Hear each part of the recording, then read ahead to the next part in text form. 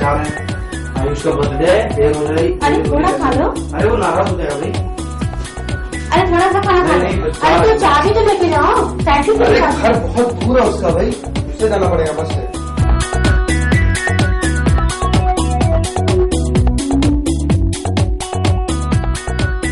प्रेरणा मुझे मिली एक आदमी से, जो कि जब जा रहा था तो उसके हाथों में जो सामान था वो जब सड़क पे गिरा तो जब वो उठाने लगा तब मेरा गौर गया उसके हाथ पे, जो कि वहां पे नहीं था।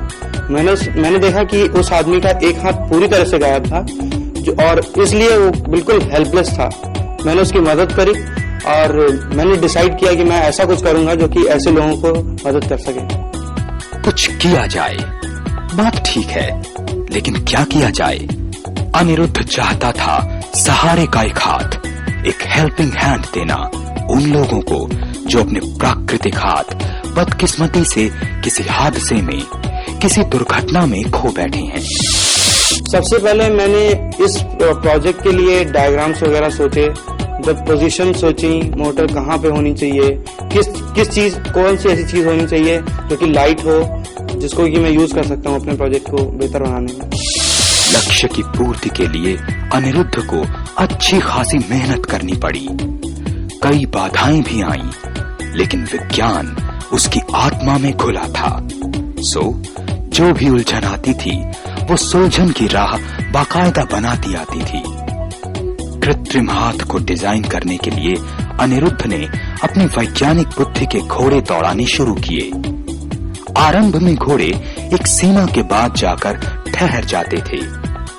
एक सिद्धांत उद्देश्य के किसी एक पक्ष को पूरा करता था तो किसी अन्य पक्ष को अधूरा छोड़ देता था। लेकिन अनिरुद्ध को लगन थी एक सामयिक समाधान की, इसलिए उसने हार नहीं मानी। मुट्ठी में आकाश बंद सपने स्वरूप सृष्टि है। मुट्ठी में आकाश बंद सपने स्वरूप सृष्टि है।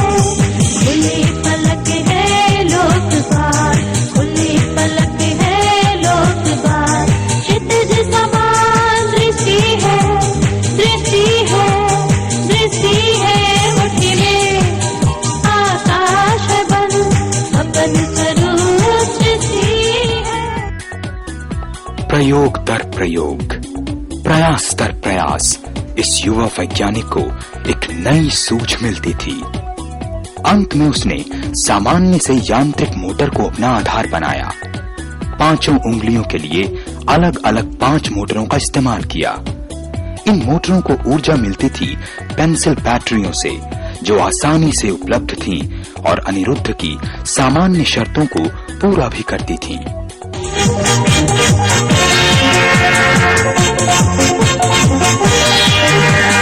ज्ञानहीन का अस्त्र शस्त्र ज्ञानहीन की शक्ति है।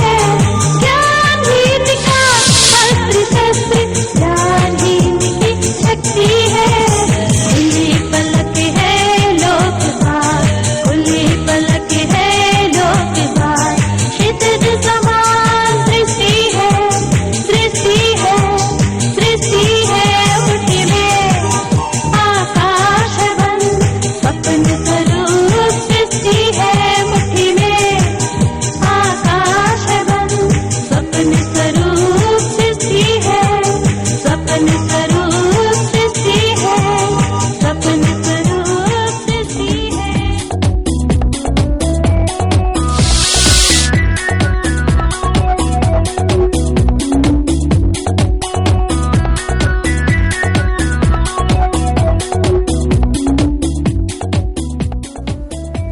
इसी क्रम में कृत्रिम हाथ का ढांचा भी हल्की लकड़ी, रुई, टेप और तारों से तैयार किया गया और इस तरह एक संवेदनशील हृदय और प्रखर मस्तिष्क की परिकल्पना रंग लाई।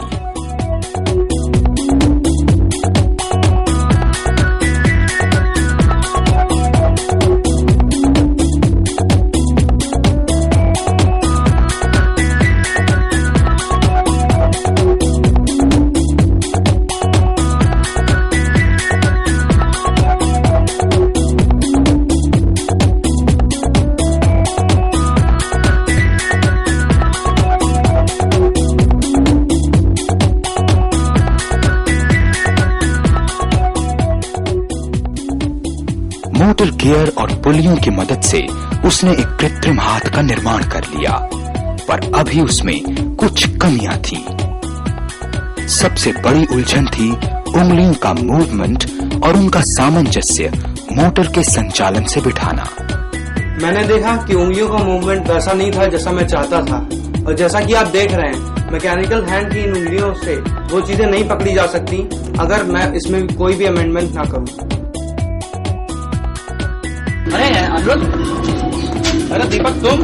हाँ यार, कहाँ जा रहे हो? कुछ नहीं, चौराहे तक जा रहा था सेलो टेप लेने। चल यार, मूवी देखने चलेगा? अरे नहीं यार, बोल यार बता यार, मूवी बिल्कुल नहीं। नहीं बिल्कुल मूड नहीं। क्या बता दो, प्रॉब्लम क्या है तू मेरे को बता। अरे यार वो प्रोजेक्ट है ना, वही मैकेनिकल हैंड वाला। हाँ भाई। तो उसमें क्या हुआ? अरे वो गियर यार मूवमेंट सही नहीं हो रहा यार, सब गियर वगैरह सब चेंज कर लिए मैंने, सब दोबारा रीटेक कर लिया, सब कुछ से नहीं हो रहा, बिल्कुल काम नहीं कर रहा। अच्छा सुन, एक काम करते हैं, कॉफी पीने चलते हैं, उसके बाद सोचेंगे, वहाँ सोचेंगे क्या अपने।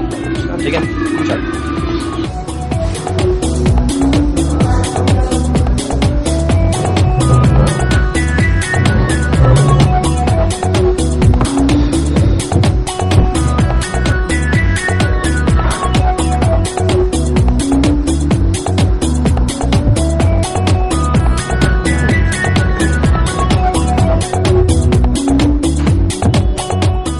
अब बता तेरी प्रॉब्लम क्या है? यार जो उंगलियों का मूवमेंट नहीं हो पा रहा है कायदे से। एक आइडिया है, तूने मोटर यहाँ पे लगाई है ना, ठीक, उसको तेरे को उंगलियों को मूवमेंट करना है, इसलिए उसको यहाँ पे लगा के देख, इस पोजीशन लगा के देख, तो उंगलियों का मोशन भी सही आ जाएगा। अरे हाँ यार, पहले क्यों नहीं बताया? ओके मैं चल। क्या पागल आदमी है। मित्र के सुझाव से बात बनती नजर आई। पहले हथेली और उंगलियों की बनावट ऐसी थी कि वो गिलास आदि चीजों को ठीक से नहीं पकड़ सकती थी, पर अब वो हर तरह के गिलास आदि को ठीक से पकड़ सकती थी। इस कृत्रिम हाथ की एक बड़ी खासियत ये भी है कि इसे प्रयोग करने वाला व्यक्ति रिमोट कंट्रोल से संचालित कर सकता है। वो जब जैसा चाहे स्विचों की सहायता से उंगलियों की मूवमेंट को नियंत्रित कर सकता है। हाँ जी, कई बार इसमें काफी सारी टेक्निकल प्रॉब्लम्स आई, जैसे कभी उंगलियों का मोशन रुक जाता था, कभी स्विचेस जो थे वो प्रॉपर काम नहीं करते थे, और कभी कभी तो जो मेन सप्लाई होती थी वो भी इंटरप्ट हो जाती थी बिकॉज ऑफ द वायर्स। जब भी मुझे कोई प्रॉब्लम आती थी मैं चुपचाप बैठ के उसके बारे में सोचता था, उसके बारे में औरों से डिस्कस करता था, उनसे कुछ आइडिया मांगता था। अगर उनका आइडिया मेरे काम आता था देन मैं उसको यूज करता था, और वो मैंने यूज किया भी। जी हाँ, पूरा प्रोजेक्ट मेरा खुद का है और मैंने खुद ही बनाया है। अगर मुझे कोई भी आम आदमी मिलता है तो मैं सबसे पहले उसको ये पूछूंगा कि अगर आपका एक हाथ काट दिया जाए तो आपको कैसा महसूस होगा। फिर उस आदमी के रिएक्शन पे मैं उसको समझाना शुरू करूंगा कि जिस तरीके से आपका एक हाथ काटने पे आप कितने हेल्पलेस महसूस करेंगे, उसी तरीके से कोई भी इंसान होगा उसका अगर कोई भी अंग काट दिया जाए तो वो कितना अपने आप को हेल्पलेस महसूस करेगा। और फिर मैं उसको अपने इस प्रोजेक्ट के बारे में बताना शुरू करूंगा कि मैंने इसको क्यों डेवलप किया और इसका मेन मोटिव जो था वो कैसे फुलफिल हुआ। मजे की बात यह है कि यदि आप इस रिमोट कंट्रोल के स्विच को एक खास दिशा में ले जाकर छोड़ दें तो पकड़ में आई चीजें उसी अवस्था में रह जाती हैं। जैसे आपको कोई फाइल पकड़नी है, आपने स्विच के सहारे कृत्रिम हाथ को आदेश दिया, उंगलियों ने फाइल पकड़ी और फिर आपने उन्हें स्थिर कर दिया। अब वो हमेशा वैसी ही बनी रहेंगी। फिसलने वाली चीजों पर अच्छी पकड़ बनाए रखने के लिए रबर पैडों की व्यवस्था है, जिनकी पकड़ने की शक्ति यानी ग्रिपिंग पावर अच्छी होती है। कहानी यहीं खत्म नहीं होती। ये यांत्रिक हाथ डबल मैकेनिज्म यानी दोहरी यांत्रिकता के सिद्धांत पर काम करता है, यानी पुली में नीचे गियर्स भी लगे होते हैं। जब पुली घड़ी की सुई की दिशा में घूमती है तो गियर्स भी उसी दिशा में घूमने लगते हैं, और फलतः उंगलियों में जो गियर्स हैं वे घड़ी की सुई की उल्टी दिशा में घूमने लगते हैं।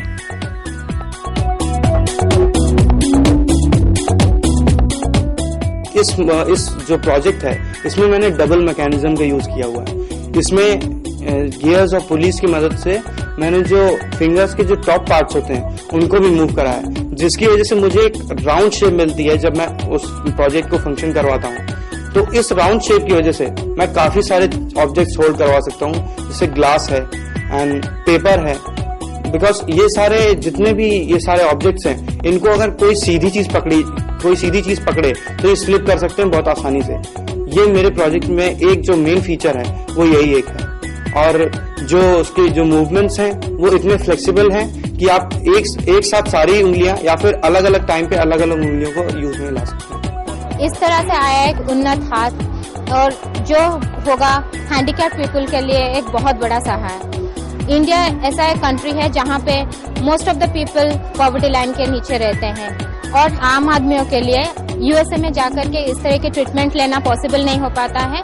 तो मेरा पूर्ण विश्वास है कि ये जो हाथ तैयार किया गया है ये ऐसे लोगों के लिए बहुत सहायक पूर्ण होगा, और उन लोगों के लिए एक उम्मीद का किरण लेके आया है कि इस प्रकार के जो काम है वो कई लोग कर रहे हैं। विदेशों में तो ऐसे जो प्रोजेक्ट्स वगैरह हैं ये तो डेवलप भी हो चुके हैं, लेकिन वो इंडिया के जो कॉमन आदमी है उनकी रीत से बाहर है। इस काम में मुझे तकरीबन 500 का खर्च आया।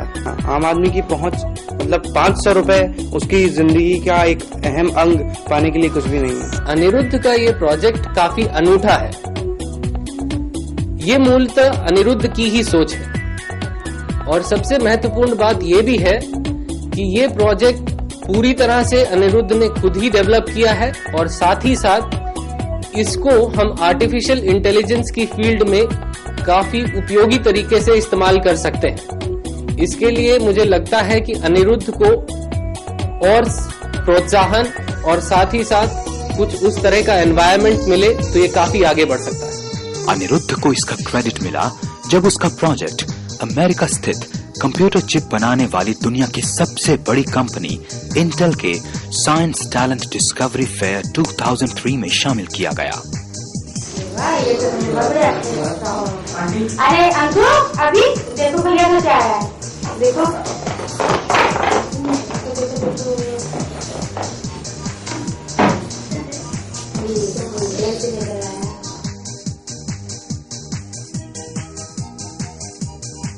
इंटेल से लेकर आया है इसके लिए, इसको बुलाया वहाँ दिल्ली में, फिर होगा वहाँ दिल्ली बुलाया। जनवरी में। कब जाना? जनवरी में। 14 जनवरी में। शाबाश। हम युवराज को जरा बता दें। ठीक है, ठीक है, बताओ।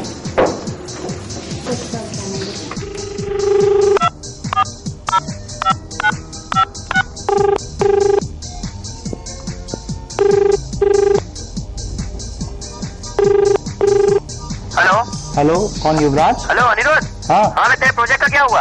अरे वो इंटेल ने उसको पास कर दिया है नेशनल लेवल पे कम्पीट करने के लिए। अबे वेरी गुड, कांग्रेचुलेशन। थैंक्स। और कहाँ निकलना है? अगले लेवल कहाँ है? अब ये दिल्ली में होगा नेशनल फेयर।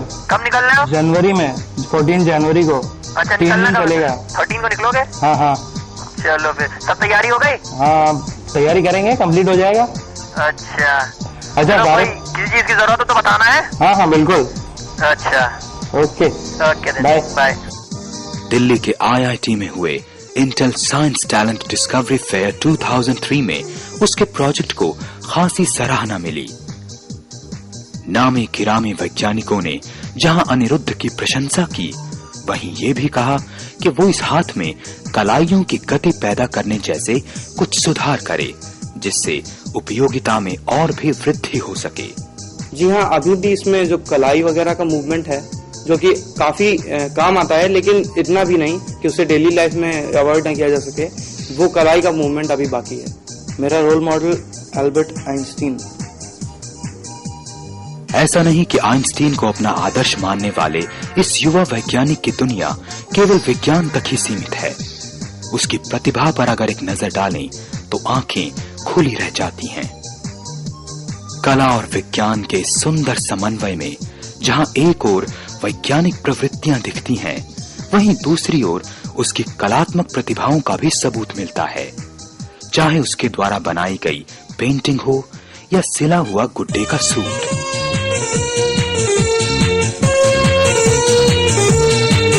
मुट्ठी में आ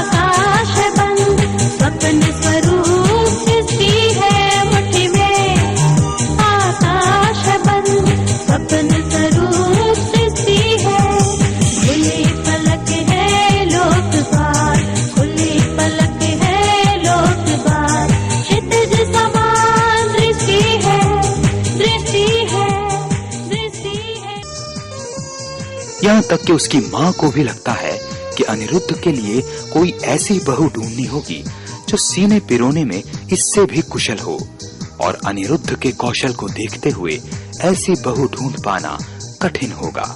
ये जो आप पेंटिंग और कढ़ाई देख रहे हैं, ये सब उसी ने किए हुए हैं। और कभी कभी तो मुझे ये लगता है कि मैं खुद भी इतना अच्छा नहीं कर पाती हूँ। जब मुझे उसके लिए बहू ढूंढने की जरूरत होगी तो मैं आप लोगों की सहायता फिर चाहूंगी। लेकिन खुद अनिरुद्ध को सहायता की जरूरत सबसे अधिक कब होती है? जीवन की हलचलों में आमतौर पर व्यवहार पटु बने रहने वाला ये प्रतिभाशाली किशोर किन असामान्य स्थितियों में अपना सामान्य संतुलन खोने लगता है? मैं खून खराबा बिल्कुल नहीं देख पाता हूँ। अगर कोई भी एक्सीडेंट में देख लेता हूँ तो मैं बहुत ही ज्यादा विचलित हो जाता हूँ और मेरा मन बहुत अजीब हो जाता है। अनिरुद्ध के हृदय के बारे में तो ये है कि अगर इसके शरीर पे कोई चोट आ जाती है, कोई चीरा लग जाए या कोई चोट आ जाए तो इसको कोई प्रभाव नहीं पड़ता है, मतलब उसको बर्दाश्त कर लेता है। लेकिन अगर ये बाहर खून खराबा देखता है, कहीं भी मतलब लड़ाई झगड़ा या किसी के चोट आना या खून बहना या किसी कोई को रोता हुआ, तो इसका हृदय बहुत जल्दी पिघल जाता है। उसको बहुत दुख होता है उस चीज का इसको बहुत ज्यादा इफेक्ट होता है। फिर कई दिनों तक ये सोचता रहता है कि आखिर ऐसा क्यों हुआ। हो सकता है कि ऐसा हो जाए, लेकिन यह भी तो एक कल्पनाशील युवा वैज्ञानिक की संवेदनशीलता की निशानी है। क्यों? और आपको इस संवेदनशीलता का संगीत अनिरुद्ध के स्वर में ही सुनाई पड़ेगा। बस एक इल्तिजा की जाए कि भैया अनिरुद्ध, जरा किशोर कुमार का एक गाना तो सुना दो।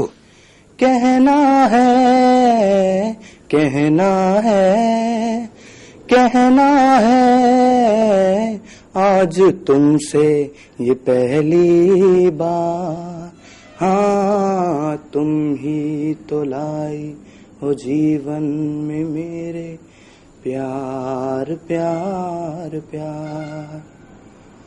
तुमसे कहने वाली और भी हैं प्यारी बातें, तुमसे कहने वाली और भी हैं प्यारी बातें, सामने सबके बोलो कैसे कह दूं सारी बातें आज, मगर बस इतना ही करना है इकरार, तुम ही तो लाई हो जीवन में मेरे प्यार प्यार प्यार। विज्ञान को सिर्फ प्रयोगशाला की वस्तु नहीं मानता अनिरुद्ध। विज्ञान के जो सामाजिक सरोकार हैं, आम आदमी के उत्थान के प्रति विज्ञान की जो जिम्मेदारी है, उससे भली भांति परिचित है अनिरुद्ध। उसे लगता है कि आम आदमी में शिक्षा का जो स्तर है वो बढ़ा जरूर है, लेकिन कंप्यूटर लिटरेसी के स्तर तक आए बिना बात बनेगी नहीं। वैज्ञानिक अनुसंधान के क्षेत्र में उसे सबसे ज्यादा आवश्यक लगता है रक्षा क्षेत्र में विकास। वो इस क्षेत्र में और ज्यादा सशक्तिकरण के पक्ष में है।